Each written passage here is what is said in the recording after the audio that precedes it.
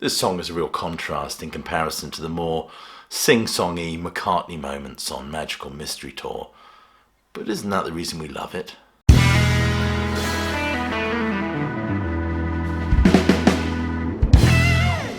This was recorded at Studio 1 Abbey Road in 1967. It took 17 takes to arrive at this 4.5 minutes of gobbledygookery, really. It's pure psychedelic pop nonsense, really, with its goo-goo-gadoobs and twisty, turny, swirly bits like I am he as you are me, and we are all together.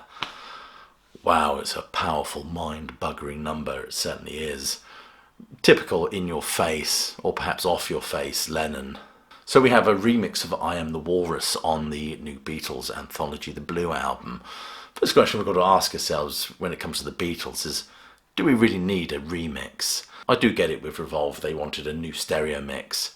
As stereo mixes in the late 60s tended to be a bit pedestrian, a bit clunky, an afterthought to the mono mix, of course.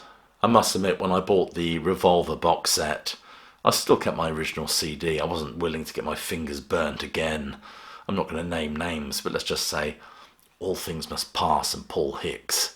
However, that being said, actually, with the new AI technology available, they could really despecterize All Things Must Pass now. It'd be interesting to see if they will ever get a complete remix of that album.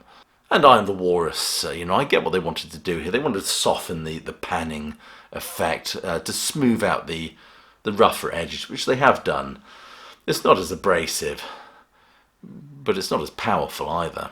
Interestingly, John Lennon said in an interview for Playboy magazine in 1980, the first line was written on one acid trip one weekend. The second line was written on the next acid trip the next weekend. And it was filled in after I met Yoko. Part of it was putting down Hare Krishna. All these people were going on about Hare Krishna, Allen Ginsberg in particular. The reference to Elementary Penguin is the elementary naive attitude of going around chanting Hare Krishna or putting all your faith in any one idol. So with this new version they have softened that panning effect, which is seen as quite an unpleasant sonic artifact from the late 60s. But they've also lowered Lennon's voice in the mix, so it all sounds a little bit limp now, to be honest with you. Some things are of their time, very much like Magical Mystery Tour, like this number, like Sgt. Pepper. But if you are going to do a new mix, I think you should add something to it, not take away from the original. But I Am the Walrus is a remarkable number. And by the way, if you haven't, do check out Spooky Tooth's version, it's fantastic.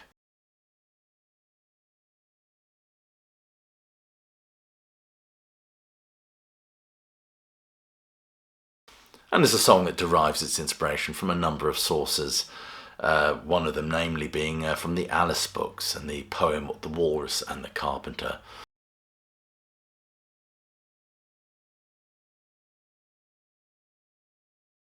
Now, the surrealism of the Alice books were very much in vogue in the late 60s, with the artists enjoying that absurd, surrealist, hallucinatory haze suggested by these narratives. This narcotized atmosphere certainly appealed to many of the key players in the burgeoning counterculture, certainly warranting a more lysergic interpretation, shall we say. Lennon revealed that later on he actually discovered that the Walrus was the bad guy. Probably explains why on the White Album Glass Onion he states that actually the Walrus was Paul. John revealed later on that the idea of the melody came to him when a police siren went by while he was sat at the piano. And the seesawing of that siren is very much reflected in the rhythmic timbre of that lyric. The lyrics were a bit of word saladry, really, but it's an anthology of surrealistic images, ideas and illusions. Lennon wanted to make fun of all the beard strokers and fart sniffers who were interpreting Beatles lyrics at this time.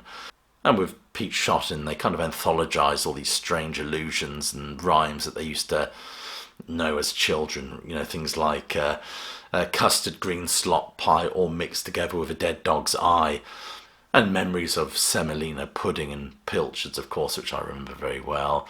In his book, Pete Shotton paints an image of Lennon writing feverishly lyrics like semolina pilchard climbing up the Eiffel Tower, then turning to me with a smile he quipped, "Let the fuckers work that one out, Pete."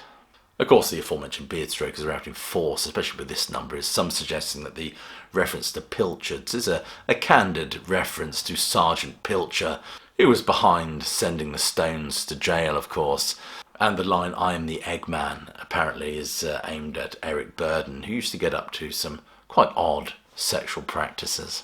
And John may have endeared himself with this song to the Beardstrokers and Fart Sniffers, but not with the BBC, who did not like the line, "You've been a naughty girl, you've let your knickers down."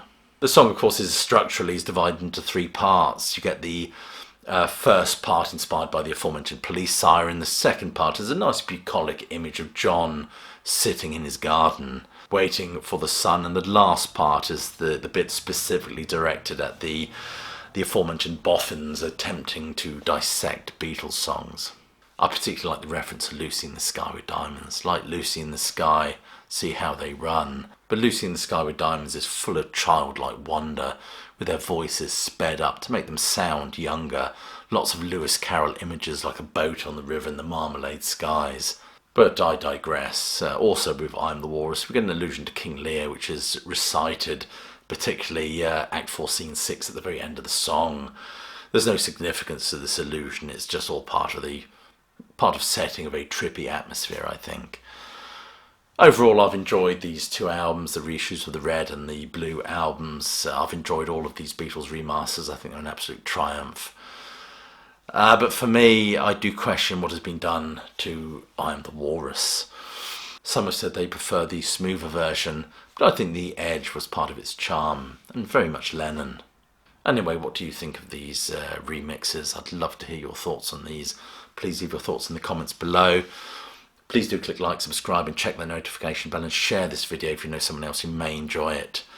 And if you've got a moment, check some of the links below the video for ways you can support the sterling work done at Classic Album Review. It's always much appreciated. So I'll leave you with my closing salvo, which is, as you know, hope you're well, hope you're staying safe, and of course hope you keep listening.